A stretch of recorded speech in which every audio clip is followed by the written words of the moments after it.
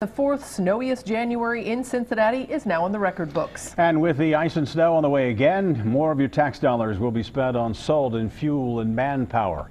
Local 12 meteorologist Scott Dimmich is live in Georgetown, where a half foot of snow was just cleared away. And Scott, I drove out of about 6 inches in southern Pendleton County, and as I got to the river, it diminished to next to nothing today. Rob, we've got about 6 inches of snow, give or take, depending on where you put your yardstick in the ground to measure.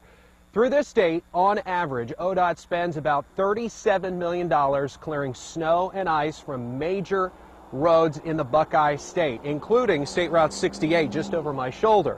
Compare that to the total they've spent so far this winter in the Buckeye State of over $80 million. And as Tim just told you, more snow and ice is on the way. When we look at it from a statewide basis, I think that when we see what's going on throughout the state, we've been handed a tough winter. ODOT crews, like most in Ohio, have been weathering the winter for months. A snowier than average December and January means that ODOT is closely monitoring its salt supply. Up to this point, starting October 1st, we've used almost 800,000 tons of salt. I mean, that's a lot of salt, and we're at the point now where we're kind of reassessing every week where we are with our salt.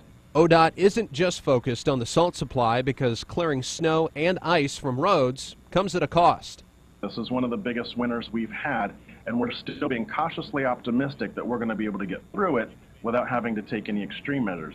ODOT is a $2.8 billion entity each year. So locating, 20 or 30 extra million dollars for snow and ice removal isn't too difficult, but it certainly could take away from other things, but it also will do what we need to do in order to keep motorists in Ohio safe. While they continue planning for more winter weather, ODOT is hopeful for brighter, warmer days.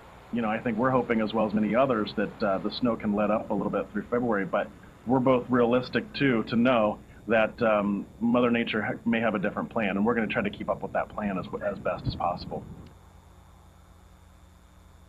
This is a live look at one of the ODOT weather stations to the east of Georgetown. When we show you the temperature on Local 12 News out of Georgetown, it's taken from this weather station. And I bring this to your attention because temperatures will be very important tomorrow for determining what type of precipitation falls. We'll be looking at data from this weather station and weather stations all over the tri-state to determine whether snow, freezing rain, sleet, or rain will fall. But it's more than just the temperature at the ground. We have to consider how much snow is on the ground, and we also have to consider dry air aloft and also what the temperature is aloft. Got a lot to consider in the week ahead, no doubt about it. ODOT will be out plowing roads in the next 48 hours. Reporting live from Georgetown here in Brown County, I'm Local 12 meteorologist Scott Dimmich. Guys, back to you.